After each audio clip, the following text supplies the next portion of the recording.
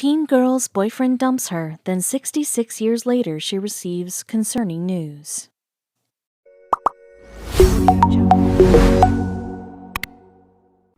Hollywood has a tendency to put the high school sweetheart's love story up on a pedestal.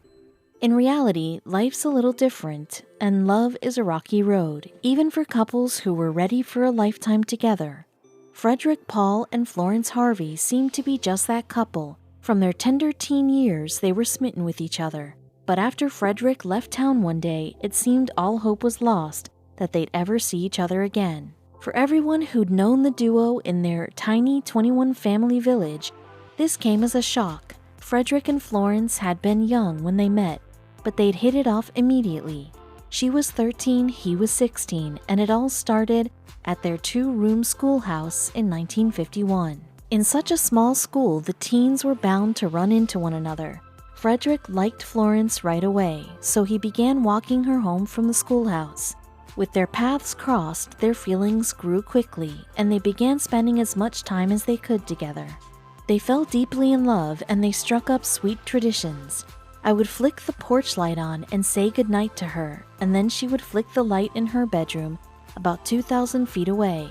Frederick later remembered. All the signs pointed to a lasting relationship, but change was coming. 2 years flew by and love was in the air again. Frederick's sister was getting married. There was just one catch though. Her wedding was in Nova Scotia, which was a long way away from Frederick and Florence's Canadian hometown of Wandsworth, Newfoundland. Frederick's father asked him to go walk his sister down the aisle. He'd have to leave town and temporarily leave Florence. After the wedding, Fred had planned on coming home, but his luck began running out. On the way back, he took a detour to visit his brother in Toronto, but didn't take into account his low budget. Before long, he ran out of money. Not wanting to ask his father for a loan to get home, Fred instead took a job in Toronto. He needed the money, but he didn't expect how he'd get stuck into the city life. He got so used to living there, he kept pushing back plans to return to Wandsworth, where Florence waited with a broken heart. Florence waited for an entire year. Summer came again, and she sadly left town to take a teaching course. In a cruel twist of fate, Fred, who hadn't forgotten about her, came back to visit, and got there while she was still away. Thinking she truly moved on, Fred, also hurting from heartbreak, decided to reluctantly do the same. Meanwhile, Florence found she was skilled at teaching and soon got a new job as a full-time educator. She also found new love. She met a welder named Len, and they married in 1960. She still remembered Fred fondly, but now it appeared that their old flame was blown out. Over the years, Florence and Len started a happy family together. They had 5 children, 10 grandchildren, and 7 great-grandchildren. Fred started a family too, with a woman named Helen in Toronto, where he worked for a school board, but they never forgot about Wandsworth. In 1997, their hometown held a reunion called a Come Home Year celebration. Both Florence and Fred decided to go, and they brought their now large families. Fred and Helen, who now also had children and grandchildren by this point, were surprised to meet Florence and Len there. However, the old sweethearts didn't get to catch up much, only managing time for a quick 5-minute conversation. Afterward, they went home with their families, not thinking much of it. Time marched on, and as the golden years passed by for both couples, it was soon time to say goodbye. After 57 years of beautiful marriage, Florence's husband Len passed away. The loneliness wasn't something she was used to. She was grateful to still have her family to spend time with, but without her longtime partner, it wasn't the same. She did her best to stay busy, and 3 years later, this led to an unusual encounter. In February 2020, the day after Valentine's Day, Florence went to visit her brother at the senior living center in Marystown that he called home.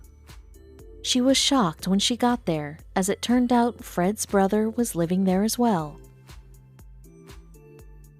It felt like another mini hometown reunion. Fred's brother was glad to see Florence, and after they happily caught up for a bit, Florence's old flame was brought up in the conversation. She couldn't help but be curious about him, and her heart clenched when she learned what had happened in his family. Fred's wife, Helen, had passed away the previous autumn.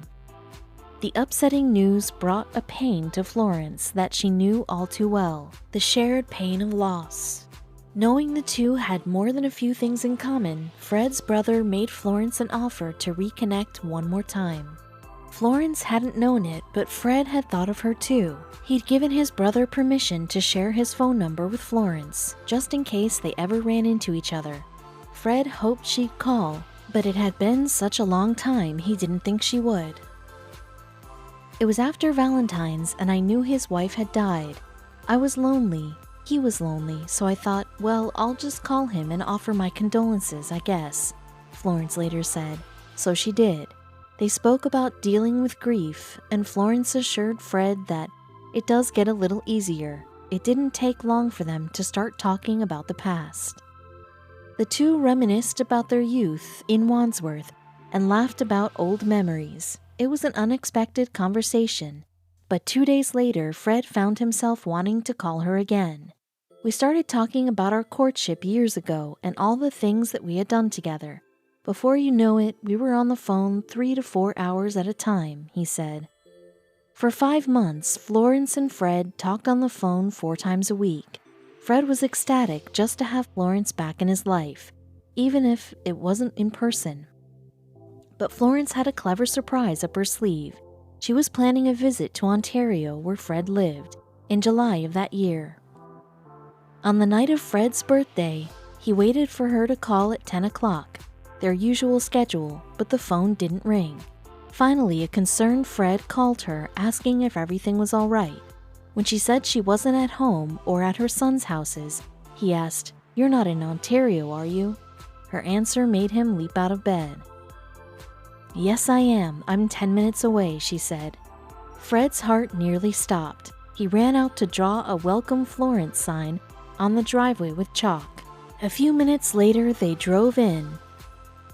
I gave her a kiss on the cheek and held her hand, he said. I knew right away that she had taken my heart back again.